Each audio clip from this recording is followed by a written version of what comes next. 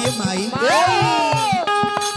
ए मोर मैया आजा आजा आजा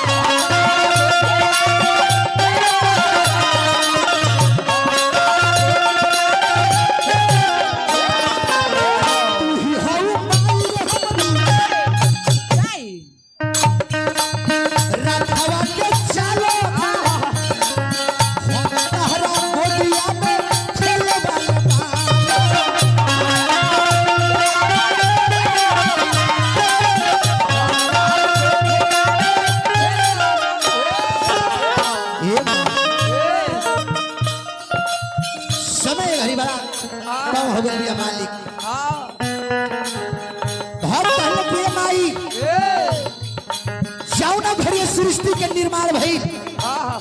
जौना घरे सृष्टि के उत्पत्ति भइल हमनी के मानव जात के उत्पत्ति भइल हमनी के मानव के अंदर चाचा जी ज्ञान ना रहे चेतना ना रहे चेतना हमनी के अपने के ना जानल जा के होई जा कहाँ आइल बनी जा हमन के का करे के चाहिए लेकिन वेद शास्त्र में प्रमाण मिलेला कि जब एक मेरी माई का भैया लोग एक बार जब अपनी बीड़ा के तार के छड़ली जौन से ज्ञान की उत्पत्ति भई और ज्ञान हमनी के मानव के प्राप्त भई जौना से हमनी के पढ़े लिखे लगनी जा हमनी के चिन्हे लगनी जा कि हमार चाचा हवन नुनू हवन भाई हमार फुआ ही फूफा हवन ना तो भरी ज्ञान ना रहे यही से लड़का कहलस के माई तू ही हो रखवा के चालो को हम तहरा को दुनिया में खेले वाला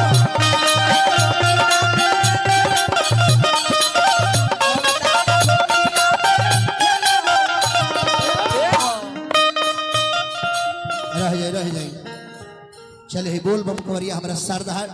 ड्राइवर साहब कोर से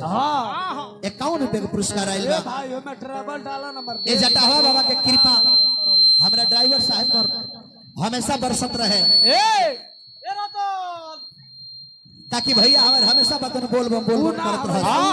बोल बम की यात्रा करत रहे भैया भैया ना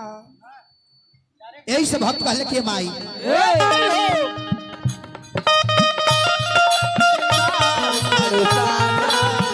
होया के यहाँ के ज्योति जरा जा होया के यहाँ के ज्योति जरा जा होया अपना लइकन के गावे के सिखा जा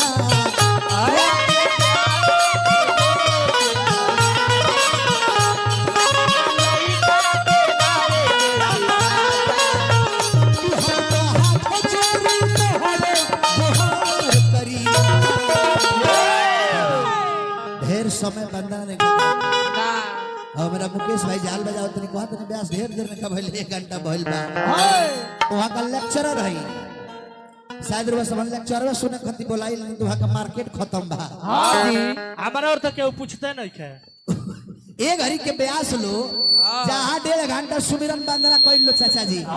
कि महफिल खाली हो जाई और वहाँ के जब लागत तनी लेक्चर देबे आसाराम की तरह राम रहीम बोल बनी वहाँ के अपन प्रवचन जब छोड़ देता नी तो बैकियर लो नीचे से कहता ब्यास समय हो गल बा ब्यास हवा छोड़ो समय रहो कुछ प्रवचन सुना ले तो एक घड़ी 10 के जमाना में ये मालिक धक धक मारी ना तो बोल्ड होकर हटी कम समय में ज्यादा काम करे का मालिक सुंदर वही है जो जग में काम करता है। अब राउर हमार लोग भाई पर्सनालिटी देख के जाने के बोलौले काम खती लोग बोलौले बा कि कम समय में कितना के काम करता यही से लड़का पहले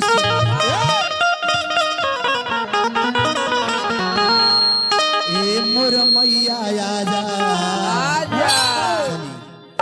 ए मोर मैया आजा तो इंतजार करी